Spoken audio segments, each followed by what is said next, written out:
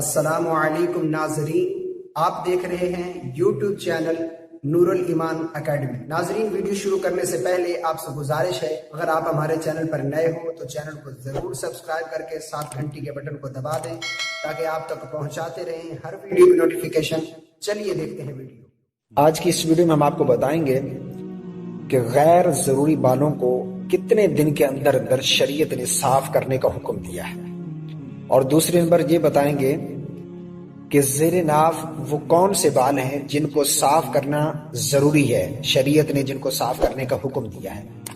صحیح مسلم شریف کی حدیث ہے، کتاب الطہارت میں حدیث نمبر 512 عن عائشہ قالت قال رسول اللہ صلی اللہ علیہ وسلم 10 من الفطرۃ۔ حضرت عائشہ صدیقہ رضی اللہ تعالی عنہ سے روایت ہے، اللہ کے نبی صلی اللہ علیہ وسلم نے فرمایا کہ 10 چیزیں انسان کی فطرت میں سے ہیں، اور مشکات شریف میں حدیث کے الفاظ یوں ملتے ہیں 10 من سنن المرسلین، کہ 10 چیزیں سارے نبیوں کی سنت ہیں۔ ان 10 چیزوں میں سے 2 چیزیں اللہ کے نبی صلی اللہ علیہ وسلم نے فرمایا وَنَطْفُ الْإِبْطِ وَحَلْقُ الْعَانَةِ، کہ بغلوں کے بالوں کو نوچ کر اکھاڑنا اور زیر ناف بالوں کو صاف کرنا، یہ سارے نبیوں کی سنت ہے۔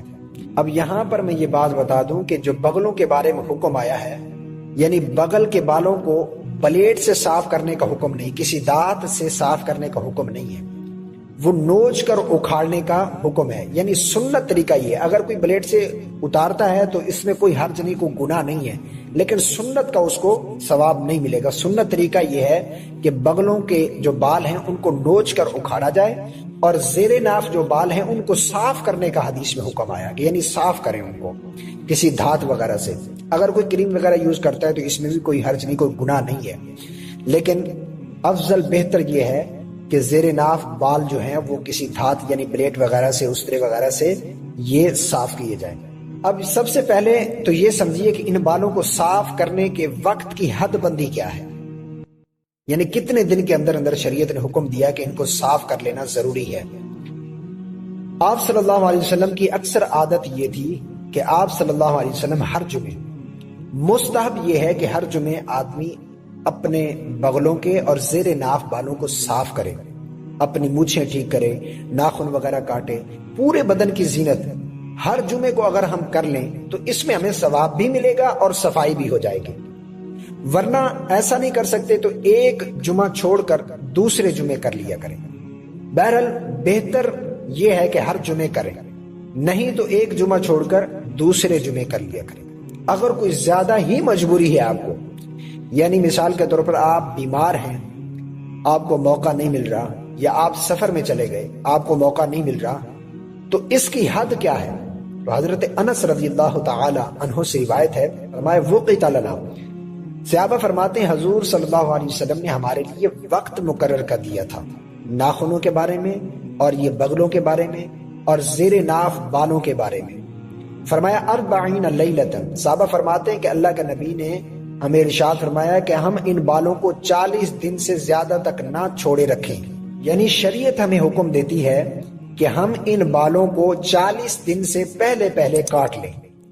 شریعت نے جو حد بندی لگائی ہے کہ اتنے دن کے اندر اندر، ان میں سے 40 دن ہے، یعنی 40 دن سے پہلے پہلے ان بالوں کو کاٹ لینا شریعت نے حکم دیا ہے۔ یعنی 39ویں دن تک تو آپ کو کوئی گناہ نہیں ہوگا۔ اگر 40واں دن لگ گیا اور آپ نے بال نہیں کاٹے اور آپ کو کوئی شرعی عذر بھی نہیں ہے، کوئی مسئلہ بھی نہیں ہے، تو اب جتنے دن گزریں گے آپ کو گناہ ملے گا۔ اب آپ دیکھ لیں کہ یہ کتنا بڑا حکم ہے، اور کئی لوگوں کو یہ پتہ نہیں ہے۔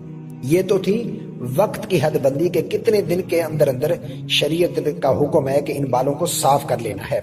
اب دوسری بات کہ کتنے بال کاٹنے کا شریعت نے ہمیں حکم دیا ہے، یعنی کتنی جگہ کے بال کاٹنا ضروری ہے۔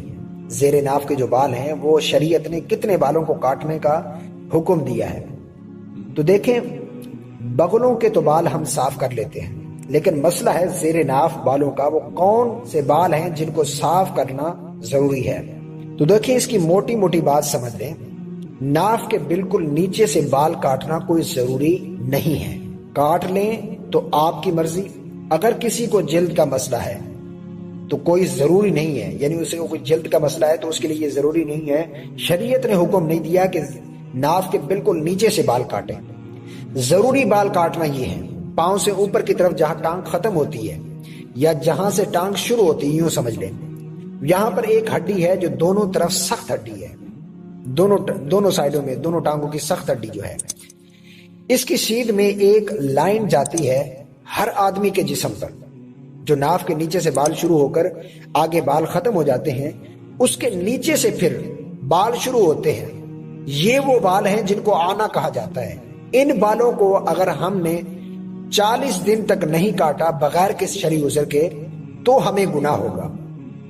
अब इस बात को और आसान तरीके से समझ लें कि जहां दोनों टांगे खत्म होती हैं, इन दोनों टांगों के जो जोड़ अंदर के हैं, जितने भी शर्मगाह के आगे पीछे दाएं बाएं और तमाम बाल हैं, इनको साफ करना जरूरी है। तो नाव के नीचे और दोनों टांगों के अंदर एक तो ये जगह हो गई, फिर खुसियतैन के ऊपर जो बाल हैं इनको भी साफ करना जरूरी है। और दूसरे नंबर पर पखाने की जगह के दाएं बाएं आगे पीछे जो भी बाल हैं इनको भी साफ करना चाहिए। अगर नहीं करेंगे तो पखाना बालों में उलझ जाएगा, सफाई नहीं होगी और ना ही तहारत हासिल होगी। फिर क्या हमारी नमाज, फिर क्या हमारा जिक्र, फिर क्या हमारी तिलावत। तो असल पकीजगी की वजह से इन बालों को साफ करने का शरीयत ने हमें हुक्म दिया है।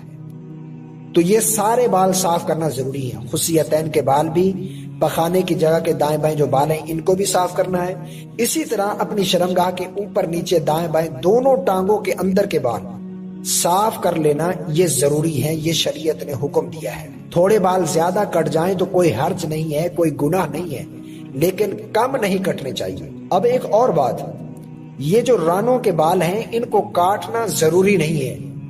हाँ, अगर कोई बंदा काट ले कि मुझे उलझन होती है तो काट ले, मना नहीं है, उसको मना नहीं है, कोई गुनाह नहीं है, कोई हर्ज नहीं है, लेकिन इनको काटने का हुक्म नहीं है। काटने का हुक्म वही है जो मैंने बयान कर दिया है, यानी जो बताए गए हैं नाव के नीचे से और टांगों के जो अंदर का जो हिस्सा है और शर्मगाह के इर्द गिर्द और खुसियतैन और पखाने की जगह, ये जो बाल हैं इनको साफ करने का शरीयत ने हुक्म दिया है, इनसे पाकीज़गी हासिल करनी है। बाकी जितने बाल आप काट लें तो शरीयत में कोई मना नहीं है, कोई गुनाह नहीं है, कोई हर्ज नहीं है। कोई रान के बाल काटे तो कोई गुनाह नहीं, अगर कोई नाव के बिल्कुल नीचे से बाल काट ले तो इसमें भी कोई हर्ज नहीं, कोई गुनाह नहीं है, वो अपनी मर्जी है। अगर काट सकते हैं तो काट लें, इसमें कोई हर्ज नहीं, लेकिन शरीयत ने वही हुक्म दिया है जो बयान कर दिया है। उम्मीद करता हूं कि मेरी बात आपको समझ आ गई होगी। वीडियो अच्छी लगी हो तो वीडियो को लाइक कर दें और दोस्तों के साथ शेयर करना मत भूलें। अगर चैनल पर नए हैं तो चैनल को सब्सक्राइब करके घंटी का बटन दबा दें।